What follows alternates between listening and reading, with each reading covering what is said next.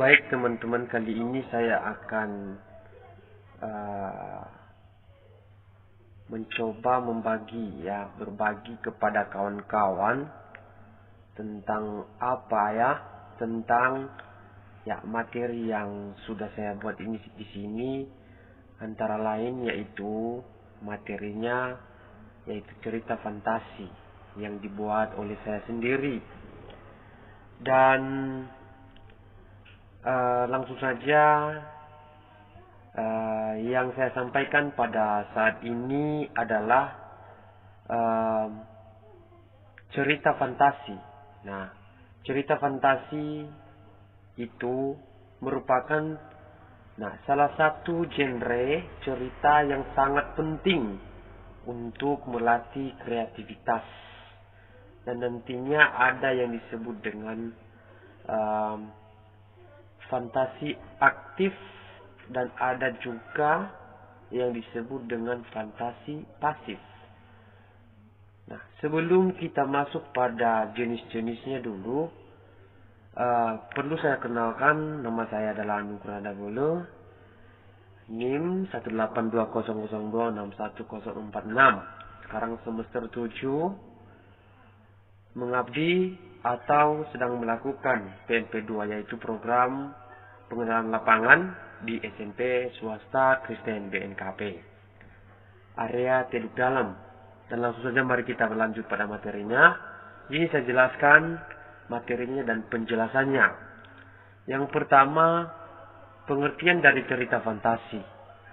Nah, di sini telah saya lukiskan atau telah saya berikan, cerita fantasi adalah cerita yang dihasilkan murni dari proses khayalan penulis. Biasanya berupa cerita-cerita dari dunia lain yang penuh keajaiban, kemisteriusan, dengan tujuan menemukan imajinasi pembaca. Artinya di sini yaitu cerita fantasi ini adalah cerita-cerita yang murni, yang alami, yang muncul dalam pemikiran seseorang ketika dia menulis. Nah, cerita-cerita tersebut bukan hanya cerita-cerita yang bersifat nyata, tetapi cerita ini seakan-akan berada di dunia yang lain atau pada dimensi-dimensi yang lain. Ya, contohnya seseorang itu bisa terbang. Nah, seseorang itu bisa menghilang, dan seseorang itu bisa mempunyai ilmu-ilmu yang dapat menyihir seseorang. Nah, dengan adanya itu maka berbedalah ceritanya dari kehidupan yang nyata. Contohnya di sini saya sudah buat, saat di perjalanan Waldinas sedang di perjalanan menuju sekolah. Namun dia merasa bahwa dia akan terlambat, dan timbul harapan Waldinas dalam hayalnya. Seandainya aku bisa terbang, pasti aku bisa cepat sampai di sekolah. Artinya, dalam contoh ini menunjukkan bahwa seseorang yang mempunyai hayalan, seandainya dia bisa terbang, pasti dia cepat sampai di sekolah. Itulah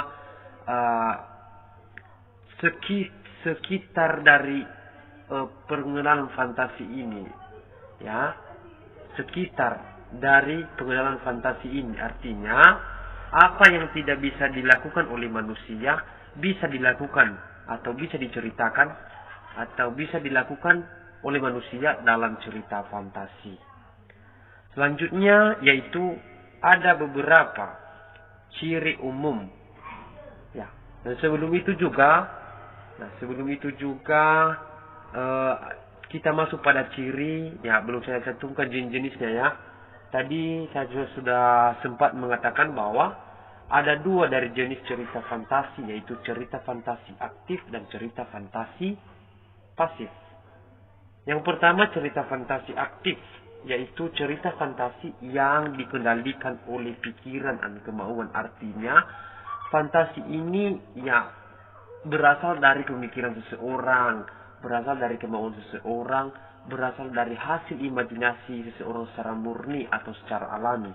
Sedangkan dalam cerita pasif, yaitu fantasi, sebuah cerita yang tidak dikendalikan, ya, yang tidak dikendalikan oleh pikiran, kemauan. Jadi seolah-olah yang berfantasi hanyalah sebagai wadah atau tanggapan-tanggapan. Misalnya bisa diperoleh dari hasil pengamatan, bisa diperoleh dari hasil penglihatan. Nah, dengan adanya pengamatan dan penglihatan maka timbullah tanggapan-tanggapan. Tanggapan-tanggapan yang berupa fantasi, yang berupa cerita dunia luar dari keadaan nyata yang sebenarnya. Nah, pada saat ini saya akan memaparkan materi tentang ciri umum, ya, ciri umum dari cerita fantasi. Ya, ciri umum dari cerita fantasi ada di sini ada saya cantumkan ada 5 bagian, yaitu ada keajaiban, keanehan, atau kemisteriusan, ya, atau kemisteriusan. Yang kedua, mempunyai ide cerita yang berasal dari daya khayal penulis yang tidak dibatasi oleh realita. Yang ketiga yaitu menggunakan latar lintas waktu. Yang keempat yaitu tokoh yang berperan memiliki keistimewaan. Dan yang kelima yaitu ceritanya bersifat fiktif. Nah, yang pertama ada keajaiban atau keanehan. Artinya di sini yaitu teman-teman, cerita mengungkapkan hal-hal yang supranatural, kemisteriusan, kegaiban yang tidak ditemui dalam dunia nyata. Nah, dalam cerita fantasi ini, cerita fiksi yang bergenre berupa imajinatif akan diceritakan dalam sebuah cerita yang seolah-olah cerita tersebut tidak bisa dilakukan oleh manusia dalam keadaan yang nyata. Nah, tokoh dan latar diciptakan penulis tidak ada di dunia nyata atau dimodifikasi ke dalam dunia nyata. Nah, yang kedua yaitu ide cerita berasal dari daya khayal penulis yang tidak dibatasi realita. Artinya di sini saudara, yaitu ide cerita terbuka terhadap daya khayal penulis, tidak dibatasi oleh realitas atau kehidupan nyata. Ide juga berupa irisan dunia nyata dan dunia khayal yang diciptakan pengarang. Nah, ide cerita ini terkadang bersifat sederhana, tapi mampu menitipkan pesan yang menarik. Selain itu, tema cerita fantasi bersifat magic, ya, bersifat magic supranatural atau yang disebut dengan futuristik. Kemudian, menggunakan latar lintas waktu. Nah, artinya di sini yaitu suatu peristiwa yang dialami oleh tokoh terjadi pada dua latar, yaitu latar yang masih ada dalam kehidupan sehari-hari dan latar yang tidak ada pada kehidupan sehari-hari. Alur ceritanya memiliki hal yang khas, ya, memiliki hal yang khas, memiliki rangkaian peristiwa yang menggunakan berbagai latar yang menerobos dimensi, ruang dan waktu. Misalnya saya kasih contoh. Tokoh Nono bisa mengalami kejadian pada beberapa latar, yaitu latar liburan di Sorake, latar zaman pada masa Belanda dan sebagainya. Nah, itu disebut dengan menggunakan dua latar. Artinya bisa saja pada latarnya bisa diambil pada latar yang sekarang ini, dan juga bisa kita ambil latarnya pada masa-masa yang sudah lampau. Selanjutnya yaitu tokoh yang berperan memiliki keistimewaan. Artinya tokoh yang berperan memiliki keistimewaan, yaitu tokohnya unik, memiliki unsur-unsur kesaktian. Artinya kalau unsur-unsur kesaktian bisa terbang, bisa menghilang dan sebagainya.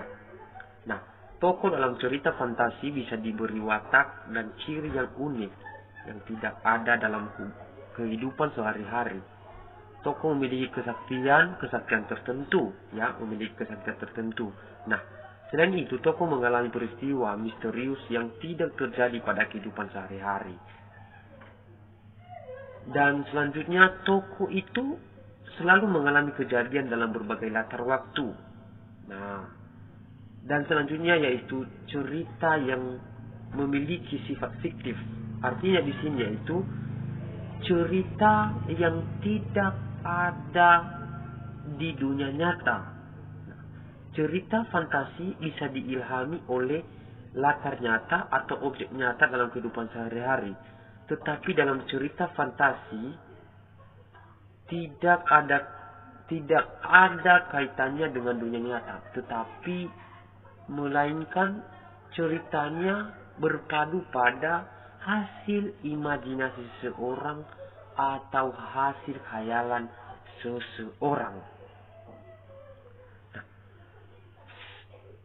Ada juga yang berkata di sini bahwa cerita fantasi itu merupakan teks narasi. Apakah benar? Nah, untuk melanjutkan mari kita bahas selanjutnya. Yaitu cerita fantasi termasuk dalam teks narasi. Karena pada ciri umumnya mengandung ciri-ciri dari teks narasi dan unsur-unsur dari teks narasi, yaitu adanya tokoh, latar, alur, dan bersifat fiksi. Artinya di sini teman-teman bahwa mengapa cerita fantasi itu merupakan cerita yang berupa narasi karena memiliki unsur-unsur yang sama, baik itu dalam tokohnya, unsur latarnya, alurnya, dan memiliki juga sifat yang bersifat fiksi. Dan selanjutnya yaitu seperti apakah jenis-jenis cerita fantasi? Nah, marilah kita bahas satu persatu bahwa berdasarkan kesesuaiannya dalam kehidupan nyata, ya. Berarti cerita fantasi ini ada kesesuaiannya dalam kehidupan nyata, yaitu ada dua, yaitu cerita fantasi irisan dan cerita fantasi total. Nah, cerita fantasi irisan yaitu cerita fantasi yang mengungkapkan nama-nama dalam kehidupan nyata atau peristiwa yang terjadi dalam kehidupan nyata. Artinya, cerita fantasi irisan ini adalah cerita yang menggunakan nama tokohnya, misalnya seperti Randy, misalnya seperti nama tokoh lain seperti Dermawan dan lain sebagainya. Jadi selalu menggunakan nama dalam kehidupan nyata.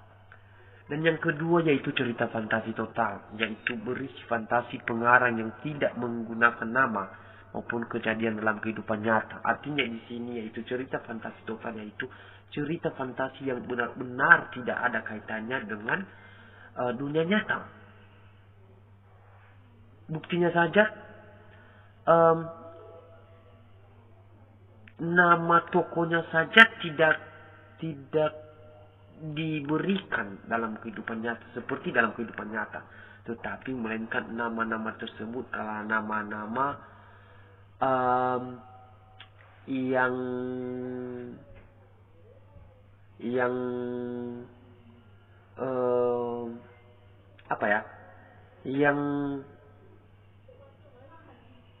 yang tidak biasa disebutkan, misalnya Sang Prabu.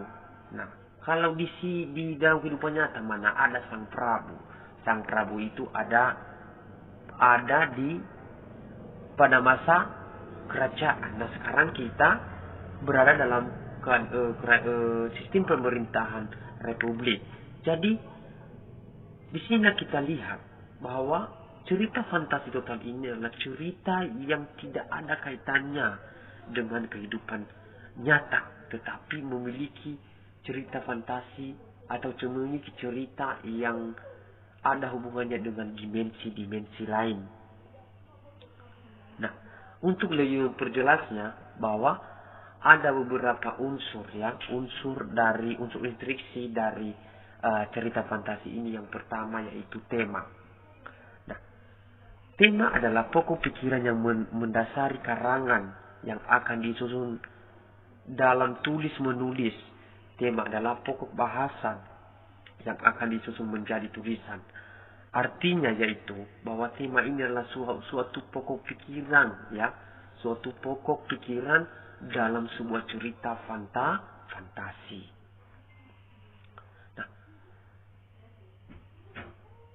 kadang kita sering bertanya, apakah tema, topik, dan judul itu sama? Nah, pada bagian ini kita akan membahas yang menjadi perbedaannya. Yang pertama, tema, yaitu kebersihan lingkungan. Artinya, tema ini memiliki cakupan yang lebih luas daripada topik, ya. Memiliki cakupan yang lebih luas daripada topik. Yang kedua yaitu topik. Ya, di sini kebersihan sekolah artinya lebih khusus lagi daripada tema. Ya. Cakupannya juga lebih luas daripada judul. Nah, sedangkan yang ketiga yaitu judul membudayakan tertib piket untuk kebersihan sekolah. Artinya lebih khusus lagi yaitu memiliki cakupan-cakupan atau kajian-kajian yang sempit yang memiliki keterbatasan. Itulah perbedaan, ya, dari tema, topik, dan judul. Yang kedua dari unsur intriksi dalam cerita fantasi yaitu tokoh. Nah, kalau kita berpikir tokoh itu seperti apa? Yaitu orang yang melakukan aktivitas, orang yang berperan dalam sebuah cerita tertentu. Di sini dijelaskan bahwa tokoh merupakan pelaku yang terdapat dalam cerita yang setiap pelakunya memiliki watak yang berbeda-beda.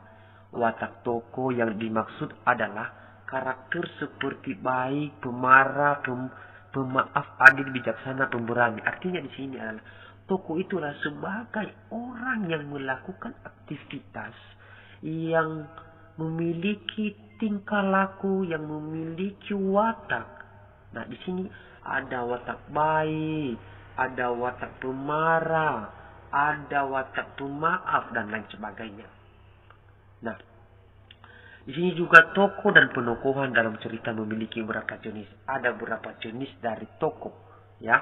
Dari tokoh yaitu yang pertama protagonis. Artinya protagonis ini adalah suatu tokoh yang memperjuangkan kebenaran dengan kejujuran serta memiliki watak yang baik. Artinya tokoh ini yaitu tokoh yang baik, tokoh yang baik yang bisa ditiru oleh pembaca. Nah, yang kedua yaitu antagonis. Nah, kalau kita berbicara tentang antagonis berarti ada perlawanan, pertentangan, yaitu tokoh yang membuat suatu masalah. Yang ketiga yaitu tritagonis. Artinya tritagonis yaitu tokoh yang berperan sebagai penengah. Artinya menengah atau yang disebut dengan resolusi. Ya, resolusi artinya memecahkan masalah dari kedua antara tokoh protagonis dengan tokoh antagonis. Yang selanjutnya yaitu latar. Nah, kalau kita berbicara tentang latar bisa saja latarnya seperti latar waktu, latar tempat, latar suasana juga ada. Di sini ada latar adalah berbagai cerita yang berisi penggambaran tentang tempat, waktu, dan suasana yang terjadi dalam sebuah cerita. Nah, setelah saya jelaskan tadi, latar cerita ada 3 bagian, yaitu latar tempat, latar waktu, dan latar suasana. Latar tempat itu adalah tempat di mana cerita itu terjadi. Nah, kalau disebut dengan latar waktu yaitu kapan terjadinya cerita itu. Dan latar suasananya yaitu latar bagaimana suasana pada saat kegiatan, apakah memanas atau bahagia atau bagaimana. Nah, itu tergantung pada suatu cerita. Yang selanjutnya adalah alur. Nah, kalau kita belajar dari SD, SMP, dan SMA, bahwa alur itu adalah jalannya sebuah cerita. Bisa juga disebut dengan plot yang merupakan rangkaian peristiwa dalam cerita, ya, rangkaian peristiwa dalam cerita. Artinya rangkaian cerita bisa berupa alur maju, ya, alur maju, alur mundur, dan alur campuran. Kita bahas satu persatu bahwa alur maju itu adalah alur yang menceritakan cerita dari awal hingga akhir dari cerita tersebut. Artinya tidak pernah lagi mengulang-ulang dari belakang, lanjut terus. Selanjutnya yaitu alur mundur. Nah, di sini dijelaskan bahwa alur yang ceritanya dari awal hingga terakhir dilakukan dengan urutan waktu yang terbalik dari masa lalu ke masa kini. Artinya di sini ketika seseorang mengingat masa lalunya, ketika misalnya seorang menderita lumpuh. Nah, lumpuh, maka dia mengingat masa lalunya dari awal lagi. Sebelumnya dia punya kesaktian, dia sudah belajar dan dia bisa terbang. Tiba-tiba dia jatuh sakit. Hingga alur cerita tersebut ceritanya tersebut dia ingat kembali masa lalunya. Ya, itu yang disebut dengan alur mundur. Yang selanjutnya yaitu alur campuran. Nah, alur campuran ini adalah alur yang ceritanya dilakukan dengan urutan waktu, bolak-balik dari masa kini ke masa lalu, kembali ke masa kini. Artinya bolak-balik antara masa kini dengan masa lampau dengan masa kini, saling melengkapi, sehingga ceritanya bisa ada yang lanjut juga, dan diceritakan ingatan seseorang, ya, ingatan seseorang dalam semua cerita tersebut. Yang selanjutnya yaitu amanat. Nah, amanat ini adalah sebuah pesan yang bisa kita ambil dari cerita, apakah cerita itu baik atau buruk. Kalau memang baik, kita contohi, kita ambil amanatnya. Kalau memang tidak baik, itu menjadi pembelajaran bagi kita. Yang selanjutnya yaitu struktur cerita fantasi. Nah, ada 3 jenis dari struktur cerita fantasi sebenarnya, yaitu orientasi, komplikasi, dan resolusi. Kalau orientasi yaitu suatu pengenalan tokoh, siapa saja tokoh-tokohnya, latar apa yang digunakan, ya, dan watak tokoh itu seperti apa, dan konflik. Artinya konflik di sini yaitu timbulnya suatu permasalahan, ya, dalam sebuah cerita fantasi tersebut. Yang kedua yaitu komplikasi, yaitu timbulnya masalah hingga masalah yang muncul. Artinya ketika pada orientasi diperkenalkan masalah sedikit, maka bisa timbul masalah-masalah yang serius, tingkat lebih serius, yang masalah-masalahnya memuncak, yang tidak dapat dipecahkan lagi, yang terlalu dipecahkan oleh kedua orang yang bermasalah tersebut, antara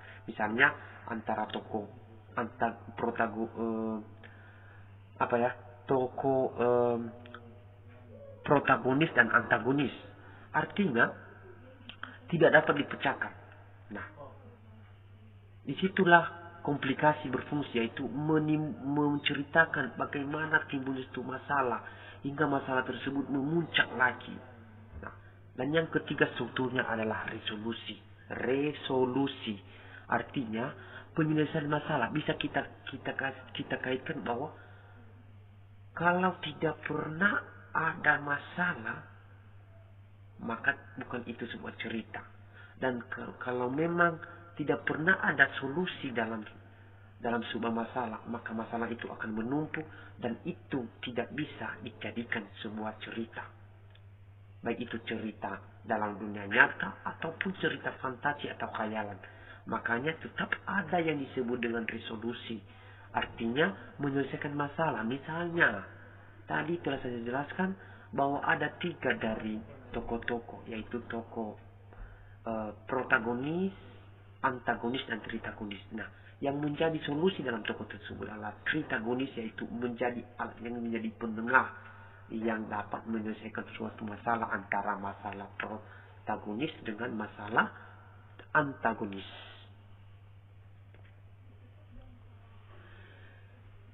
Selanjutnya ciri kebahasaan cerita fantasi, yaitu yang pertama menggunakan kata ganti orang. Artinya menggunakan kata ganti orang ini adalah, ya, menggunakan kata ganti orang ini adalah, ya, bisa saja disebutkan dalam seperti nama-nama orang. Nama-nama orang misalnya seperti aku, mereka, dia, Isra, dan Doni. Ya. Selanjutnya menggunakan kata pencerap panca indah, yaitu suatu kata atau bahasa tersebut bisa timbul oleh karena penglihatan, digunakan panca indah, penglihatan, pendengaran atau raba dalam membuat suatu cerita, khususnya yaitu cerita fantasi. Selanjutnya yaitu menggunakan pilihan kata dengan makna kias, makna khusus. Artinya di sini yaitu bukan hanya sekedar menggunakan makna biasa, tetapi menggunakan makna kias, ya, menggunakan makna kiasan. Misalnya kiasan dalam bentuk metafora. Metafora itu adalah perbandingan dua kata tetapi memiliki makna yang sama. Ya. Selanjutnya yaitu menggunakan kata sambung urutan waktu. Artinya bukan hanya sekedar menggunakan membuat cerita tetapi kedengaran ceritanya tidak bagus. Makanya selalu dikata sambung, selalu disambung. Ketika sudah berakhir satu alinea, ya, maka disambung lagi. Contohnya seperti ini. Setelah itu, kemudian, sementara itu. Contohnya seperti, setelah buku terbuka, aku terseret pada masa lampau. Artinya, ketika tidak ada yang disebut dengan kata sambung, maka cerita itu tidak akan pernah enak untuk dibaca oleh sang pembaca. Ya, tidak pernah enak kalau tidak pernah ada kata hubung. Karena kalau tidak ada kata hubung, tidak ada yang menyambungkan suatu cerita antara bidang suasana yang satu dengan suasana yang lain, atau bidang kondisi yang lain dengan bidang kondisi yang satu dengan bidang kondisi yang lain. Yang selanjutnya yaitu menggunakan kata keterkejutan. Artinya menggunakan kata kerju yaitu pengungkapan kata ungkapan keterkejutan, ya,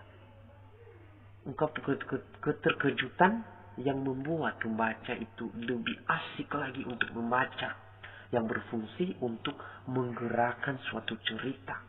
Contohnya, tiba-tiba Doni berukuran lebih besar, ya, lebih besar seperti raksasa. Artinya ketika dia datang, bahwa manusia biasa akan takut ketika dia sudah menjadi ratu, karena mereka terkejut dan merasa takut juga. Nah, seperti itulah yang disebut dengan menggunakan kata keterkejutan. Yang selanjutnya yaitu menggunakan dialog atau kata langsung. Artinya kalau hanya sebatas menceritakan ini misalnya contohnya seperti Doni sangat berlatih, ya. Doni sangat berlatih atau sangat serius berlatih melatih kanuragan sehingga dia bisa sehingga nantinya dia bisa membela orang-orang jahat kepada orang-orang baik, terhadap orang-orang baik. Nah, kalau hanya itu saja yang digunakan, maka cerita itu tidak pernah asik, ya. Cerita itu tidak pernah memiliki ketertarikan. Tetapi ketika ada dialog, misalnya Doni sangat antusias belajar dan dia berkata, aku harus bisa terbang, aku harus bisa terbang. Maka dia berbicara dengan gurunya, guru ajari saya bagaimana bisa terbang. Maka gurunya berkata, seperti ini dia, Maka dengan adanya dialog tersebut, maka pembaca lebih tertarik lagi untuk membacakan ya cerita-cerita yang kita buat. Ya. Nah, selanjutnya yaitu dalam cerita fantasi ada istilahnya penyajian cerita fantasi. Yang pertama, merencanakan cerita. Ya, sebelum menulis cerita fantasi, kita harus merencanakan apa yang menjadi bahan untuk cerita yang kita sajikan, ya, yang kita sajikan. Selanjutnya, ketika kita sudah merencanakan, maka kita bergerak ke tingkat yang lebih maju lagi, artinya menulis cerita fantasi dengan berbagai misalnya ciri-cirinya bisa kita contohi, strukturnya seperti apa yang sudah saya jelaskan sebelumnya. Dan setelah itu kita sudah mahir. Kalau sudah kita mahir untuk menulis, maka kita akan melakukan publikasi cerita fantasi tersebut. Misalnya mempublikasikan dalam sebuah majalah, misalnya mempublikasikannya dalam sebuah cerita rakyat atau bagaimana itu. Atau bisa saja kita upload di Instagram, bisa kita upload di YouTube atau di Facebook. Itu tergantung kita. Itu tergantung kita. Maka dengan adanya materi seperti ini, saya harap semoga kawan-kawan dapat termotivasi. Apalagi pelajaran inilah pelajaran kelas 7. Nah, bagi adik-adik kami yang belum sempat paham tentang cerita fantasi sebelumnya, maka dengan adanya video ini, maka ilmu pengetahuan bagi adik-adik dapat sangat bermanfaat. Demikianlah presentasi saya pada hari ini, dan semoga materi ini dapat bermanfaat. Terima kasih.